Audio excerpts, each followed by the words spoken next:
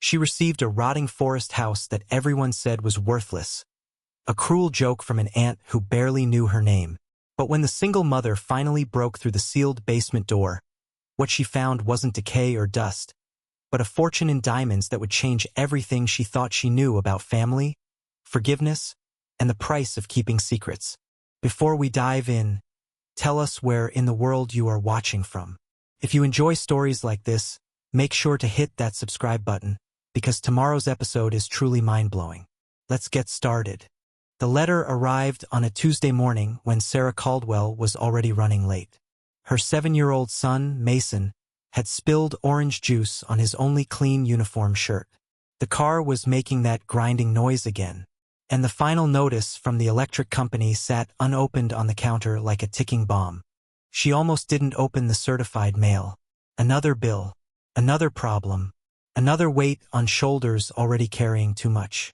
But the return address caught her eye: Harrington Associates, estate attorneys. Sarah's hands trembled slightly as she tore open the envelope. Inside, crisp legal letterhead announced what seemed impossible. Her Aunt Vivian, a woman she'd met exactly twice in her life, had left her property in her will. Not money, not jewelry, not anything useful. A house deep in the Appalachian foothills, 40 miles from the nearest town, surrounded by nothing but pine trees and memories no one wanted to share. The kitchen suddenly felt smaller, the walls pressing in as Sarah read the details. The Brackenridge house, built in 1892, sitting on 60 acres of untouched forest. No mortgage, no liens, just hers if she wanted it. The catch? She had to claim it in person within 30 days, or it would be sold at auction. Mason tugged at her sleeve. "Mom, I'm going to be late." She blinked, returning to reality, to their cramped apartment with its water-stained ceiling and neighbors who fought every night, to the 3 jobs that barely covered rent, to the life that felt like drowning in slow motion. "Right? Let's go, baby." But as she drove Mason to school in her 15-year-old Honda, the letter burned in her purse like a secret. A house, even a broken one, was more than she'd ever owned. Even a cruel joke was better than nothing at all. That evening, after Mason was asleep, Sarah called the only family member who still talked to her, her cousin Janet, Vivian's daughter. The conversation was short and bitter. "That old dump." Janet laughed, the sound sharp as broken glass. "She left you the forest house? God, even dead." Mom knew how to twist the knife. "What do you mean?" Sarah asked. "Honey, that place is worthless. It's been rotting since the 70s. No electricity, no running water, probably full of black mold and worse. Mom used to joke it was where the family buried their mistakes." Another laugh. "Guess that's why she left it to you." The word stung exactly as intended. Sarah had been the family mistake. Pregnant at 19, divorced at 22, struggling ever since. The relatives who had money pretended she didn't exist. The ones who didn't have money pretended they were better anyway. And Aunt Vivian, cold and calculating even at family funerals, had apparently decided to remind everyone exactly where Sarah stood. Inheriting trash because that's all she was worth. But something stubborn flickered in Sarah's chest. The same thing that made her work 3 jobs without complaining. That made her show up to every one of Mason's school events even when she hadn't slept. That made her keep going when stopping would have been so much easier. "I'm going to look at it," she said. Janet's laughter stopped. "You're serious? It's mine, isn't it? Your funeral. Don't say I didn't warn you." 3 days later, Sarah stood at the edge of the property line, Mason's hand warm in hers. The GPS had given up 2 miles back, and she'd followed hand-drawn directions from the lawyer's office. "Turn left at the lightning-struck oak, right after the creek. Look for the rusted gate that might not be there anymore." But it was there, hanging crooked on ancient hinges, the word Brackenridge barely visible beneath decades of rust. Beyond it, a dirt road disappeared into shadows cast by towering pines. The forest pressed close on all sides, ancient and watchful. And somewhere in its depths sat her inheritance. "It's like a fairy tale," Mason whispered, eyes wide. Sarah squeezed his hand. "Not the good kind," she thought but didn't say. The trees seemed to whisper warnings as they walked, branches creating a canopy so thick the afternoon sun barely penetrated. The air smelled of earth and age and something else, something that made her want to turn back. Then they saw it. The house emerged from the forest like a forgotten monument. 3 stories of weathered wood and stone, windows dark as empty eyes, wraparound porch sagging under the weight of countless winters. Vines climbed the walls like grasping fingers. The front door hung open, a mouth waiting to swallow whatever was foolish enough to enter. Mason pressed closer to her leg. "Do we have to go in?" Sarah stared at her inheritance. This cruel gift from a woman who'd never shown her kindness. This monument to her place in the family hierarchy. Everyone had been right. It was worthless. It was rotting. It was a joke. And it was hers. "Not today," she said softly. "But we'll come back. We'll make it better." Because even cruel jokes could be transformed. Even worthless things could find worth. She'd been proving that her whole life. The next morning, Sarah left Mason with her elderly neighbor, Mrs. Chan, and returned alone. She needed to see it without her son's worried eyes. Needed to assess just how bad her inheritance really was. This time she brought tools. A crowbar, flashlight, work gloves, and a dust mask. If nothing else, she could at least look for anything salvageable to sell. The house waited, patient as a trap. The front door creaked as she pushed it fully open, revealing a foyer that must have once been grand. A chandelier hung at a dangerous angle, crystals gray with dust. The hardwood floors, warped and stained, groaned under her weight. But the bones of the house, the foundation, the walls, seemed solid, built to last, even if no one had given it the chance. Room by room, Sarah explored. The furniture, covered in dust sheets, was mostly rotted beyond saving. The kitchen hadn't been updated since the 1950s. The upstairs bedrooms were museums of abandonment. Clothes still in closets, photographs on dressers, as if the family had simply vanished one day. It was in the smallest bedroom that she found the first clue. A child's room, painted soft yellow beneath the grime. On the small desk sat a leather journal, preserved by the dry air. Sarah opened it carefully. The pages were filled with a young girl's careful handwriting. "Daddy says the special room is our secret. He says someday when I'm older, I'll understand why we keep it locked." Special room. Sarah's pulse quickened. She'd been through the entire house. There was no locked room unless the basement. She'd noticed the door, painted over so many times it blended into the wall, but hadn't tried it yet. Now she returned to the narrow door beside the kitchen, running her fingers along the frame. No handle, just a keyhole filled with decades of paint. She grabbed her crowbar. The paint cracked and flaked as she worked, revealing aged wood beneath. The door had been sealed deliberately, carefully. Why? It took an hour of prying, the wood splintering and protesting, before the door finally gave way with a sound like a breaking bone. Beyond was darkness and a narrow staircase leading down. The air that rushed up smelled of minerals and secrets. Sarah clicked on her flashlight and descended.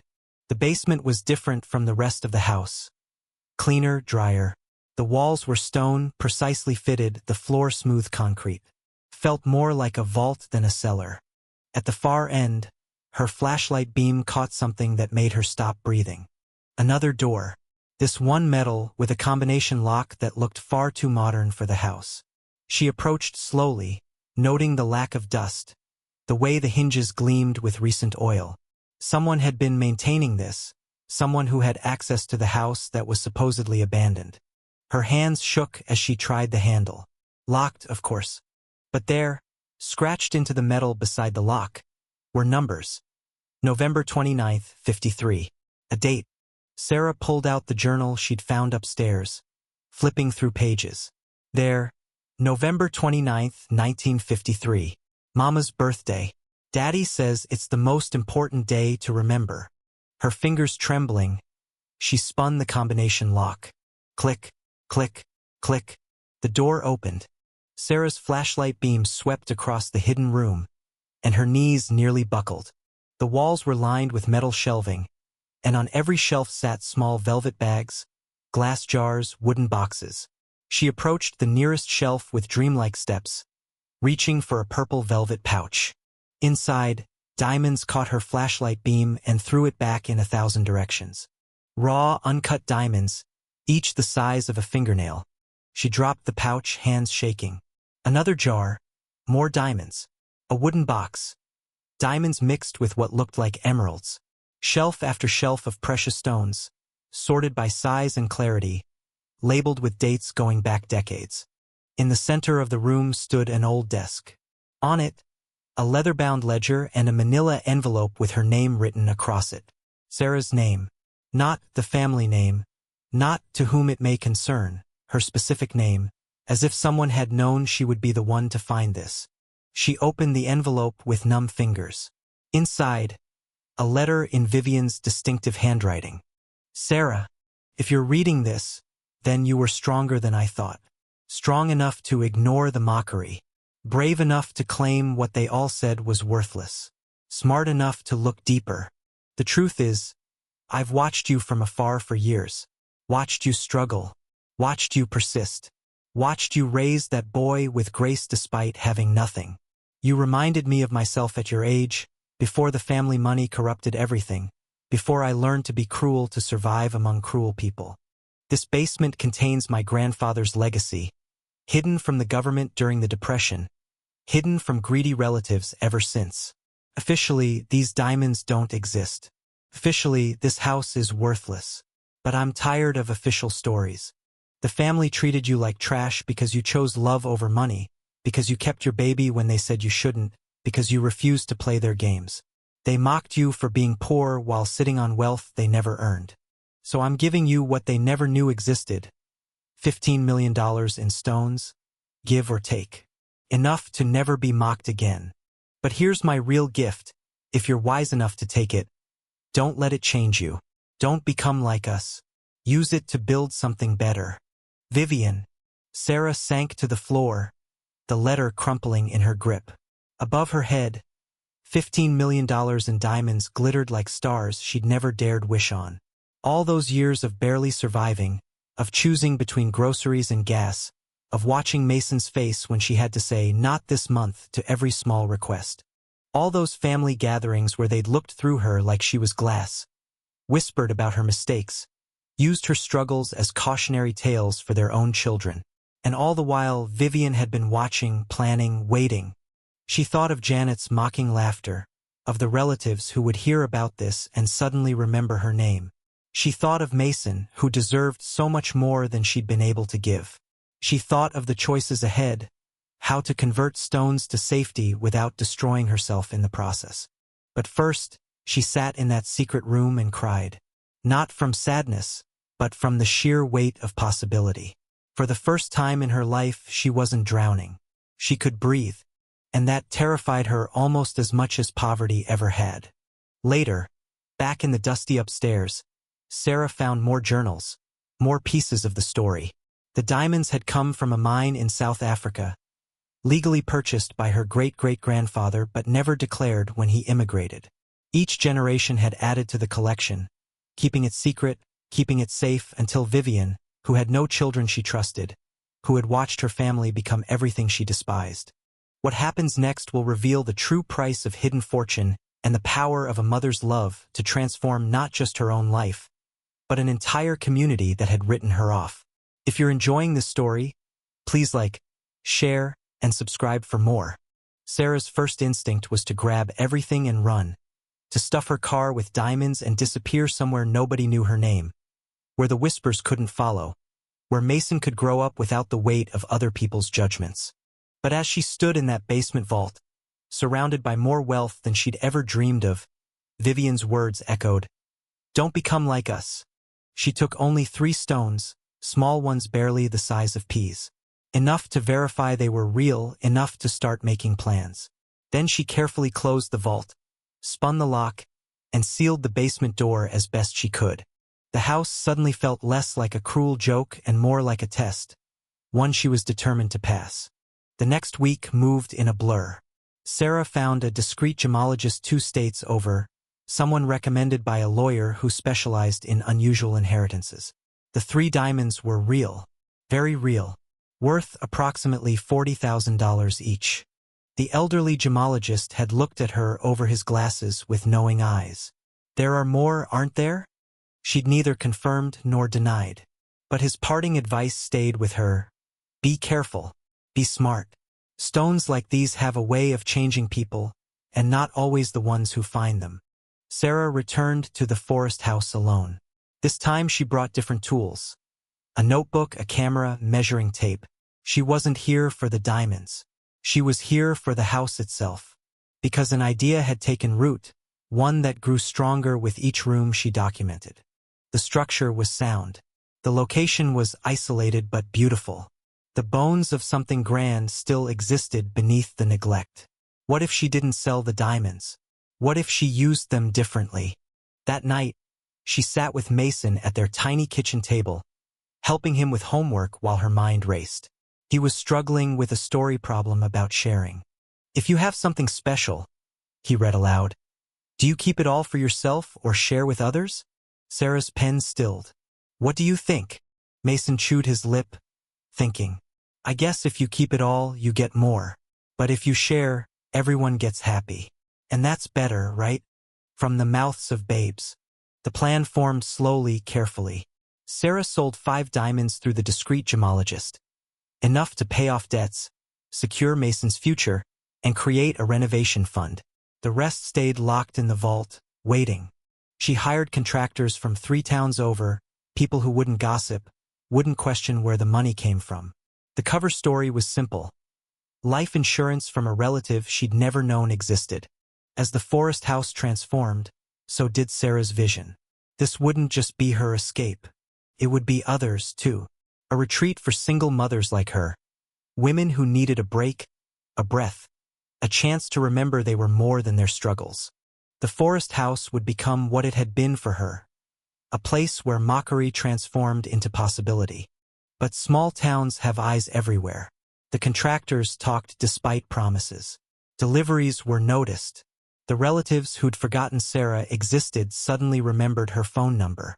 Janet called first, voice dripping with false sweetness. Sarah, I heard you're fixing up Mom's old place. How wonderful. I've been meaning to visit. Then came Uncle Howard, who hadn't spoken to her since she'd refused to give the baby up for adoption. Family should stick together, he said, as if the last 11 years hadn't happened. The mockery had turned to sudden interest, and Sarah recognized the hunger in their voices. They smelled money like sharks smell blood. The truth would have to come out eventually. But first Sarah needed allies. She found them in unexpected places. Mrs. Chun, who'd watched Mason all those years for barely any pay, who cried when Sarah handed her a check that would cover her granddaughter's medical bills. Marcus Thompson, the contractor who'd given her fair quotes when others tried to overcharge the desperate single mom, who now had enough work to hire 2 new crews. Elena Vasquez, the social worker who'd helped Sarah navigate the system, who jumped at the chance to help design programs for the retreat. Together, they formed something the diamonds couldn't buy. A community of people who understood that real wealth wasn't about what you kept, but what you built for others. The day the relatives descended was a Saturday. They came in a convoy, expensive cars looking out of place on the forest road. Janet led the charge, designer heels sinking into the soft earth, face twisted between a smile and a snarl. Don't you think family should have been told about your good fortune? Sarah stood on the porch of the transformed house. Windows gleaming, fresh paint bright against the forest backdrop. Inside, Elena was leading a group of single mothers through orientation for the retreat's first weekend. Their children's laughter echoed from the renovated rooms. Family? Sarah asked quietly. Where was family when I was working 3 jobs? When Mason needed surgery and I had to choose between the procedure and keeping our apartment? Uncle Howard stepped forward. Now, let's not dredge up the past. The past? Sarah laughed, the sound sharp as winter air. You mean last month when you crossed the street to avoid talking to me? Or last year when you told your daughter I was a cautionary tale? Janet's mask slipped. Mother left that house to you as a joke. We all know it. Whatever you found there belongs to the family. She left it to me, Sarah interrupted. Because she knew I was the only one who wouldn't be corrupted by it, because she watched all of you mock me for choosing love over money, for keeping my son, for surviving without your help. She pulled out the letter Vivian had left, now laminated and precious. Would you like me to read what she really thought of the family? The relatives shifted, uncomfortable. Behind Sarah, faces appeared in windows. The other mothers, the children, the community she'd built, not with diamonds, but with purpose. Here's what's going to happen, Sarah said. The retreat stays. The programs stay. The women and children who need this place stay. You're welcome to visit if you can pass the same screening process as everyone else. Prove you need help. Prove you're willing to help others. Or leave. It was Janet who broke first, stepping backward. You can't. This isn't legal. Sarah smiled. I have very good lawyers now, ones who specialize in protecting charitable organizations from predatory relatives. One by one they left, tires spinning in the dirt, leaving behind only the echo of their expensive engines and the stench of burned bridges. Sarah watched them go, then turned back to the house. In the doorway, Mason stood with a group of kids his age, all wearing matching t-shirts with the retreat's logo. A house surrounded by trees with stars visible through the branches. Mom, he called out. Miss Elena says dinner's ready. You coming? She was. The retreat officially opened 3 months later. The Brackenridge Haven, for single mothers and children. The first weekend hosted 6 families. Within a year, there was a waiting list. The programs expanded. Job training, child care, counseling, legal aid, all funded by diamonds that had sat in darkness for decades, now transformed into light. Sarah kept careful records. Every stone sold, every dollar spent, every family helped. The ledger that had once tracked hidden wealth now tracked something more valuable. Lives changed, children who could dream bigger, mothers who could breathe easier. But the diamonds weren't infinite. Sarah knew that, which is why she started the second phase. Teaching the mothers skills, helping them start businesses, creating a network that would outlast any treasure. The real inheritance Vivian had left wasn't the stones. It was the chance to prove that mockery could become motivation, that those deemed worthless by society often held the most worth. 5 years later, Sarah stood in the same spot where she'd first seen the house. But now, instead of decay, she saw life. Children played in the gardens. Mothers sat on the restored porch, sharing coffee and conversation. The forest no longer seemed dark, but protective, embracing the haven it sheltered. Mason, now 12, worked beside her in the vegetable garden they'd planted where the old driveway used to crumble. He was growing tall, confident, kind. Everything she'd hoped for when she'd worked those 3 jobs and cried those quiet tears. Mom, he said, pulling up a particularly large carrot. Do you ever think about what would have happened if you hadn't opened that door? Sarah considered the question, thinking of all the doors. The basement door, the vault door, but mostly the door to possibility that she'd forced open with bleeding fingers and stubborn hope.